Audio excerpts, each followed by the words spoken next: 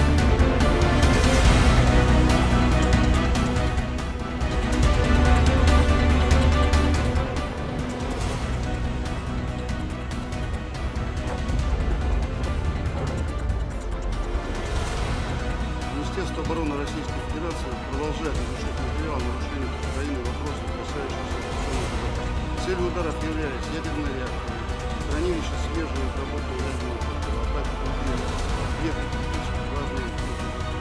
Вместе с тем, с большей долей вероятности ситуация могла бы развиваться совсем другими силами.